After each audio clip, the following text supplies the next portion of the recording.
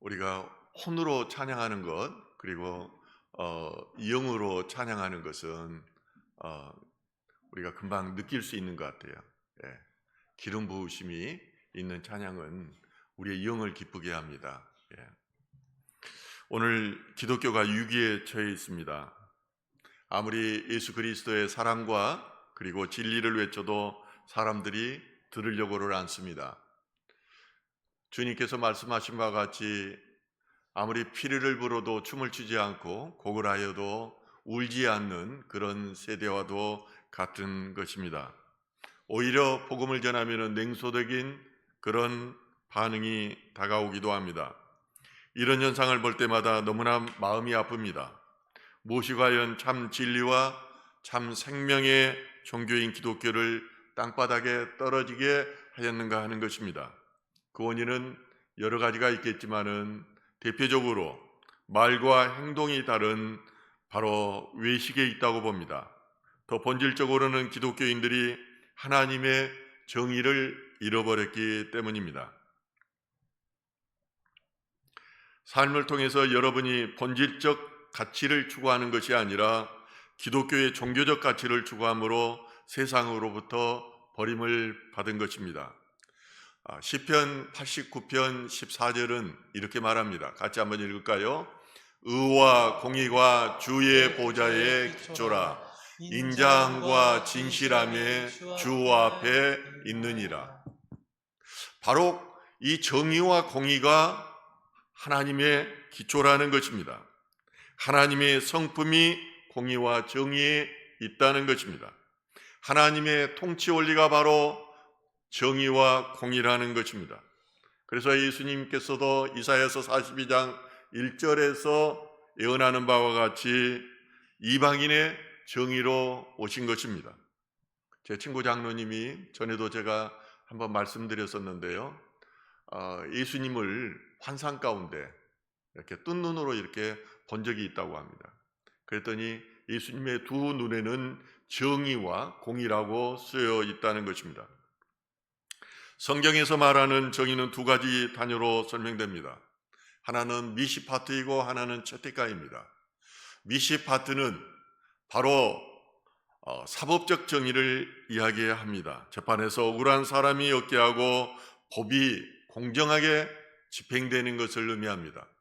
다른 하나 채택가는 공의라고도 표현하는데 약자를 돌보는 관계적 정의를 이야기합니다. 약자들을 긍휼히 여기고 그들을 돕는 도덕적이고 인격적인 올바름이 바로 채택가입니다. 그러므로 채택가는 미시파트의 상위의 개념이라고 할 수 있습니다.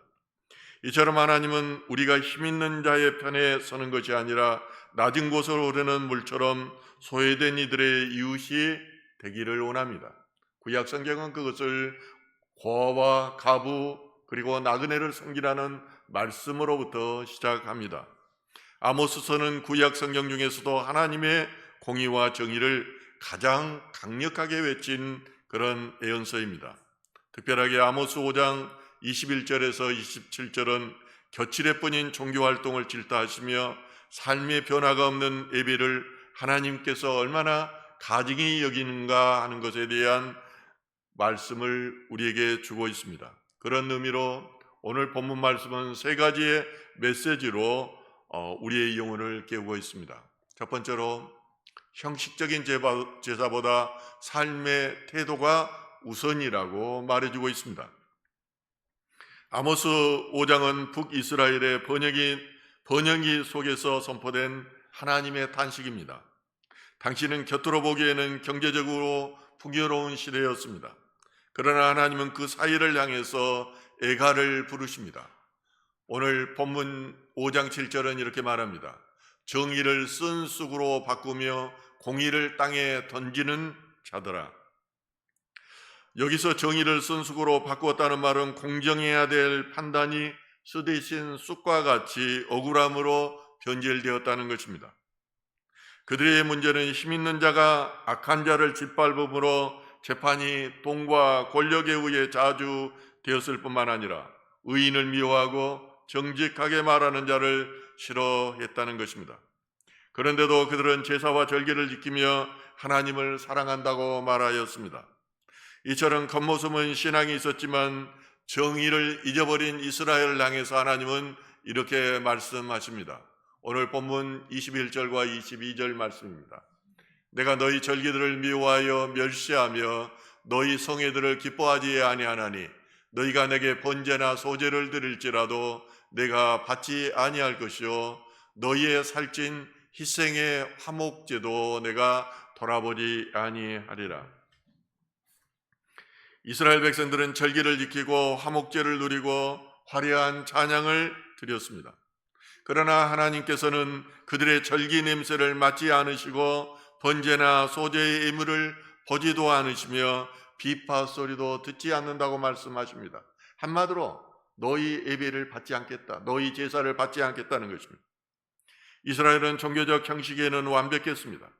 번제와 소제를 드렸고 살찐 그 희생으로 화목제를 드렸습니다. 하지만 성경 밖으로 나가는 순간 그들은 가난한 자를 억압하였으며 뇌물을 받았고 공의를 짓밟았습니다.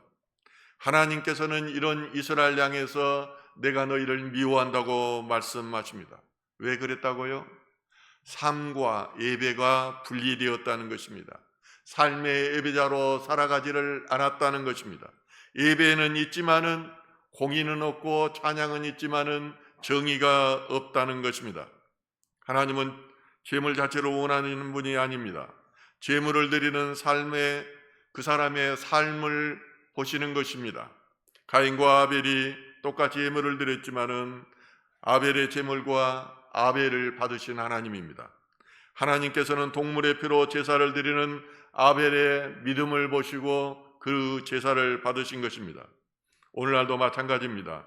교회는 다니지만 직장에서는 불의하다면은, 기도는 하지만은 가정에서 폭력적이라면은, 예배는 드리지만은 사회적 책임을 외면한다면은 그 예배는 하나님께서 받지 않으신다는 것입니다. 이처럼 하나님께서는 형식적인 예배를 받으시는 것이 아니라 우리가 삶의 현장에서 공의와 정의에 앞다란 삶의 예배자로 살아가는지 여부를 보시는 것입니다. 모세가 여호와 하나님의 말씀에 따라서 장막을 다 이렇게 치게 됩니다. 그리고 나서 신성한 장막에서 지파별로 그리고 종류대로 하나님께서 명하신 그런 제사의 법대로 순종하여 그 예물들을 바쳤습니다. 그러나 이제 시간이 지남에 따라서 이것들이 변질됩니다. 목적이 수단이 되는 것입니다. 그래서 의식화한 제사는 다분히 형식적이고 형식적인 외식적인 제사가 되어서 하나님께서 원하시는 순종보다는 제사와 예물에 치중하는 경향을 보이게 되었습니다. 이러한 예배의 태도에 대해서 하나님은 제사보다 순종을 원하신다고 말씀하십니다. 잠언서 21장 3절은 이렇게 말합니다. 공의와 정의를 행하는 것은 제사 드리는 것보다 여호와께서 기쁘게 여기시느니라. 하나님의 본질을 알고 본질을 추구해야 한다는 것입니다. 하나님 나라를 추구하는 것이 본질이어야 한다는 것입니다. 오늘날에도 성도가 교회에서 충성되게 봉사하고 헌신할지라도 그 행위가 정의를 떠난 신앙적 교만에 그친다면 하나님께서 기뻐하시지 않으십니다. 목사가 형식적이고 기계적으로 예수님의 이름으로 기도합니다, 예수님의 이름으로 축원합니다 말하지만은 예수님은 나의 삶 가운데 나타나셔서 나에게 기름 부어주시고 나와 함께 하시는 그 예수님으로 믿지 않고 하나님의 보좌 앞에 앉아서 우리를 심판하시는 예수님만 알고 기도한다면 그 기도를 받으시지 않는다는 것입니다. 구약시대의 제사는 오늘날 교회의 설교 말씀으로 그리고 대체되었습니다. 그러므로 진정한 예배는 영과 진리로 드리는 예배며 선포된 말씀에 순종으로 살아가는 삶의 예배자가 되어야 하는 것입니다. 둘째로 정의는 일시적인 감정이 아니라 흐르는 강물이어야 합니다. 그러면 하나님이 원하시는 예배는 어떤 것일까요? 아모스 5장 24절은 구약 성경 전체를 통틀어서 하나님의 성품과 우리에게 요구하시는 삶의 핵심이 무엇인가에 대해서 말씀합니다. 아모스 5장 24절 같이 한번 읽겠습니다. 오직 정의를 물같이 공의를 마르지 않는 강같이 흐르게 할지어다. 여기서 물과 강은 잠깐 흐르는 시냇물이 아니라 끊임없이 자연스럽게 흐르는 강을 의미합니다. 이스라엘의 지형에는 와디라는 간헐철이 많이 있습니다. 이렇게 600m 이상이 넘지 않는 그런 골짜기, 그런 산이 있고요. 그 사이에 있는 골짜기가 와디라고 하는 거예요. 전쟁이 주로 여기에서 일어났어요. 비가 올 때만 잠깐 이 와디에는 흐르고 끈기에는 바짝 말라버리는 그런 특징을 가지고 있습니다. 당시 이스라엘 백성들의 경건이 와디와 같았습니다. 예배 드릴 때만 반짝 뜨겁고 성전을 나가면은 그 은혜가 금세 말라버렸던 것입니다. 그러나 하나님은 그런 일시적인 경건이 아니라 1년 내내 마르지 않고 도도하게 흐르는 강물처럼 끊임없이 정의를 행하라고 말씀하십니다. 정의는 주일 예배당 안에서만 머무르는 것이 아니라 우리의 일터, 가정 그리고 사유 가장 낮은 곳까지 흘러가야 한다는 것입니다. 재판관과 통치자는 법을 옳게 시행하며 편파와 뇌물로 인하여 공법과 정의의 흐름을 막히지 않게 하라는 것입니다. 예수님은 팔복 설교를 하신 후에 이렇게 말씀하십니다. 마태복음 5장 13절 말씀입니다. 너희는 세상의 소금이니 소금이 만일 그 맛을 잃으면 무엇으로 짜게 하리요? 후에는 아무 쓸데없이 다만 밖에 버려져 사람에게 밟힐 뿐이니라. 소금이 뭘까요? 짠맛을 내는 것입니다. 우리에게 짠맛이라는 그 공의와 정의의 마음이 없다면은, 공의와 정의의 실천이 없다면은 우리가 세상으로부터 짓밟히게 되는 것입니다. 반면에 우리가 하나님의 성품인 정의와 공의를 행할 때 하나님이 복에 임한다고 시편 기자는 말합니다. 시편 106장 3절입니다. 정의를 지키는 자들과 항상 공의를 행하는 자는 복이 있도다. 어떤 분이 대기업 임원으로 계시다가 퇴직했는데, 퇴직하고 보니까 30년 동안 살아온 아내가 무엇을 좋아하는지 무엇을 싫어하는지를 모르겠다는 거예요. 자신은 오직 가족들을 먹여 살리느라고 휴일도 없이 회사에 나가서 열심히 일했는데 퇴직하고 나자 아내와 자녀들의 반응은 시니컬했습니다. 당신이 와서 가정을 팽개치고 직장에서만 일했다는 것입니다. 우리도 충분히 그럴 수 있습니다. 우리도 내가 목회자로 30년을 했습니다. 장로와 권사로 제가 40년을 교회를 위해서 헌신했습니다. 그런데 주님 앞에 갔는데 주님이 나는 너를 모른다. 너는 나와 상관없는 너의 일을 하다 왔다고 말할 수 있다는 것입니다. 이처럼 우리가 종종 신앙생활에 실패하는 이유는 정의의 잣대를 하나님의 공의에 두지 않고 자기 의에 두고 있기 때문입니다. 예수님이 이 땅에 오신 이유는 율법이라는 정의의 잣대로는 정죄당할 수밖에 없는 간인한 여인에게 용서와 사랑의 잣대를 실천할 수 있는 기회를 주시기 위한 것이었습니다. 그러므로 그리스도인의 정의의 시작은 십자가입니다. 우리 스스로의 힘으로는 완벽한 정의를 이룰 수가 없습니다. 우리 안에 여전히 이기심과 편견이 있기 때문입니다. 그러나 진정한 정의의 회복은 하나님의 정의와 사랑이 만났던 그 회복의 장소 십자가를 통해서 우리가 낮아지고 내 안에 있는 죄를 깨닫고 불의함을 깨닫고 회개하는 그 장소로부터 시작된다는 것입니다. 그리스도의 사랑으로 용서받는 우리가 이제는 세상에 깨어진 틈 사이로 정의의 물줄기를 흐르게 해야 하는 것입니다. 그래서 로마서 1장 7절은 이렇게 말합니다. 복음에는 하나님의 의가 나타나서 믿음으로 믿음에 이르게 하나니 기록된 바 오직 의인은 믿음으로 말미암아 살리라 한과 같으니라. 우리의 믿음이 어제의 믿음에 머물러서는 안 됩니다. 믿음에 믿음으로 더하여져야 하는 것입니다. 우리가 십자가 앞에서 공의를 실천할 때 하나님의 의로 날마다 성장해 가야 하는 것입니다. 이것이 바로 성숙이고 성화이고 영화인 것입니다. 그런데 그리스도인의 정의가 십자가계가 아니라 자기의 이데올로기나 개인적 신념에 의한 것이라면 그 정의는 반드시 망하게 되어 있습니다. 오늘 기독교가 이렇게 젊은이들로부터 유행만 받고 많은 사람들로부터 짓밟히게 되었습니까?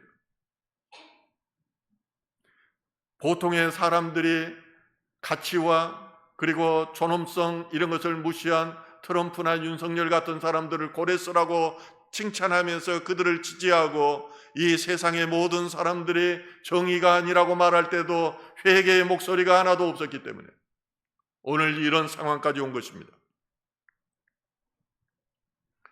오직 하나님이 선과 악을 구분하는 기준선입니다. 하나님의 공의는 그 자체로 어느며 변함이 없지만은 인간의 판단과 의로움은 언제나 변할 수 있습니다. 오늘 본문을 기록한 아모스 선지자는 직업적인 선지자가 아니라 농민 출신이었습니다. 그런데 아모스가 자신의 가족을 돌보는 중에 하나님으로부터 직접 부르심을 받았습니다. 이 소명을 받은 후에 우상의 중심인 베델에서 이스라엘의 깊은 타락과 하나님의 심판에 대한 예언을 하게 됩니다. 그러니 그곳 사람들이 얼마나 싫었겠습니까? 얼마나 그 아모스를 공격했겠습니까? 이런 공격을 받으면서도 아모스가 하나님의 공의를 부르짖을 수 않을 수 없었던 것은 그에게 하나님의 영이 임했기 때문입니다. 과거 영국의 상점에서는 기독교인이라고 하면은 모르는 사람들에게도 외상을 주었습니다. 그런데 요즘은 기독교라고 하면은 불교도나 천주교도보다도 더 신뢰받지 못하고 있습니다. 오늘날 기독교가 이렇게 바닥까지 추락한 것은 기독교인들 가운데 정의와 공의가 없으므로 세상으로부터 신뢰를 잃었기 때문입니다. 목회자들이 공의의 올무가 들어와서 공의를 부르짖지 않기 때문입니다. 공의를 부르짖으면 자신은 부르짖음으로 인하여 세상으로부터 비판받고 스스로를 공의의 올무에 가두기 때문입니다. 아모스 선지자가 활동했던 시대는 이스라엘 왕 여로보암 2세가 다스렸던 시기입니다. 솔로몬 다윗과 같이 평화와 번영을 누렸던 시대입니다. 그러나 그들의 경제적인 번영은 극심한 사회적 부패의 현상을 초래하였습니다. 바알 숭배로 인해서 풍기문란과 상류계층의 사치스러운 방종스러운 태도, 이로 인해서 하나님의 공의는 땅에 떨어져 있었습니다. 어쩌면 오늘날 물질 만능주의에 처하여 하나님을 잊어버린 우리의 모습인지도 모릅니다. 그러므로 오늘날 우리는 아모스 선지자의 오직 정의를 물같이 공의를 마르지 않는 강같이 흐르게 할지어다는 외침에 귀를 기울여야 합니다. 이 외침이 우리의 귀에 들리지 않고 이 외침이 우리의 삶이 되지 않는 한 진리와 생명의 종교인 기독교는 더 이상 세상에서 빛으로 작용하지 못할 것입니다. 세 번째는 마음의 중심에 있는 우상을 버려야 합니다. 이스라엘 백성들은 40년간 광야 생활을 하면서 제대로 하나님께 제사를 드리지 못했습니다. 왜냐하면 광야 생활을 하는데 제물을 드릴 형편이 되지 않았기 때문입니다. 그런데 더 큰 문제는 그들의 마음이 식었기 때문이기도 합니다. 아모스 5장 25절과 26절에는 이렇게 말합니다. 이스라엘 족속아, 너희가 40년 동안 광야에서 희생과 소제물을 내게 드렸느냐? 너희가 너희 왕 식구와 기운과 너희 우상들과 너희가 너희를 위하여 만든 신들의 별 형상을 지고 가리라.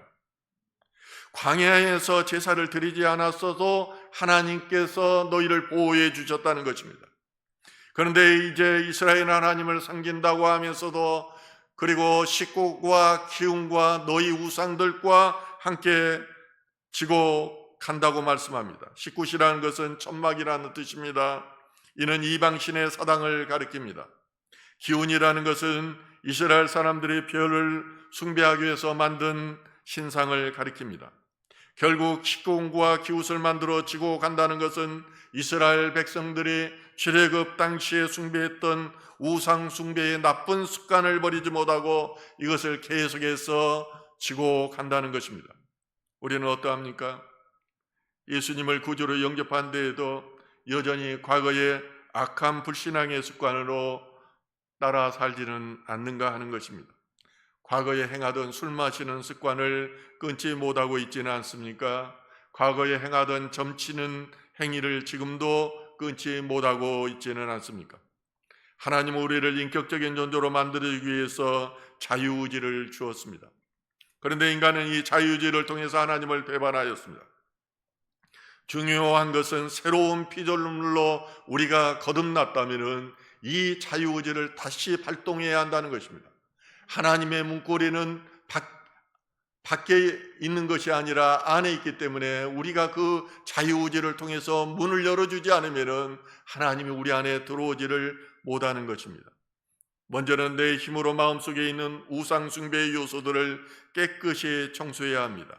그래야 하나님께서 내 안에 오셔서 임재하시고, 하나님께서 임재하시면 모든 것이 형통하게 됩니다. 내 안에 공의와 정의가 살아나서 그 강물이, 공의와 정의의 강물이 흘러넘치는 것입니다. 그리고 하나님의 능력이 우리의 삶 가운데 나타난다는 것입니다. 정의가 무너지면 신뢰가 무너집니다. 신뢰가 무너지면 교회 공동체가 무너지고, 결국은 사회 공동체가 무너지고, 그리고 가정이 무너지는 것입니다. 결국 정의가 회복되지 않는 이유는 우리의 마음 중심에 하나님이 아닌 자기 유익 그리고 탐욕이 있기 때문입니다. 다시 말하면 이기심이 나를 사로잡고 있기 때문입니다. 하나님은 말씀하십니다. 아모스 5장 4절 말씀에 너희는 나를 찾으라 그리하면 살리라. 하나님을 찾는 길은 형식적인 종교 행위가 아니라 정의를 회복하는 것입니다. 제가 목사가 되고 나니까 목사들 세계도 보이고요. 이제 평신도 때와 또 달라요. 정의를 잊어버렸어요. 교만해졌어요. 하나님을 두려워하지 않아요. 하나님 두려워하지 않은 그 순간부터 살기가 얼마나 편한지 모릅니다. 하나님이 없는데 하나님은 그냥 예수님 이름으로 기도합니다만 하면 돼요. 하나님이 없는데 뭐가 두려워요? 세상 끝들이 탐나는 것이죠. 이웃의 고통에 공감하는 것, 나의 이익을 위해 타인의 눈물을 외면하지 않는 것, 세상의 불의에 침묵하지 않고 장긴 공의를 실천하는 것, 그것이 하나님을 찾는 길입니다. 그리고 하나님이 기뻐하시는 예배인 것입니다. 네덜란드 신학자이자 총리까지 했던 아브라함 카이퍼는 신앙을 교회 안에만 가두지 않고 사회 전체를 향한 하나님의 주권 속에서 이해해야 된다고 말합니다. 하나님의 주권 이론입니다. 특히 하나님의 세우신 창조 질서가 회복되는 것이 정의라고 그는 규정합니다. 힘의 불균형 속에서 하나님의 공의는 약자를 보호하는 쪽으로 가야 한다는 것입니다. 교회 안에서도 하나님의 공의가 이렇게 흘러넘쳐야 됩니다. 저는 평신도 생활을 하면서 많은 큰 대형 교회도 많이 나가봤습니다. 특히 강남의 교회 가면은 이 성도들, 특히 장로, 권사라고 하는 분들이 얼마나 교만한지 몰라요. 새로운 성도가 와도 옆자리 비어있는데 여기를 비워주지 않아요. 내가 어떤 사람인데 네가 삥 돌아서 저리 앉고 싶으면 앉으라는 거예요. 사랑하는 성도 여러분, 오늘날 우리 교회와 나의 삶에서 가장 메말라 있는 정의의 영역은 어디입니까? 가령 우리의 삶 가운데 예수 그리스도의 십자가의 정의가 흘러나고 있느냐는 것입니다. 제가 가장 가슴 아픈 것은 가장 정의로워야 될 경찰 선교안에 정의가 없다는 것입니다. 그래서 경찰 선교안에 부흥이 일어나지 않습니다. 정의의 감정이 아니라 그것은 결단입니다. 정의는 외침이 아니라 삶입니다. 가정에서 먼저 정의를 회복해야 됩니다. 교회에서 정의를 회복해야 됩니다. 일터에서 정의를 회복하고 사회에서 정의를 회복해야 됩니다. 그래야므로 우리의 삶이 마르지 않는 강물처럼 정의를 흘러보내는 통로가 되어야 합니다. 그때 하나님은 말씀하실 것입니다. 내가 너희 예배를 기뻐하노라. 내가 너희 예배 가운데 생명을 흘러보내노라. 이런 축복이 저와 여러분 가운데 임하시길 주님의 이름으로 축원합니다. 아멘.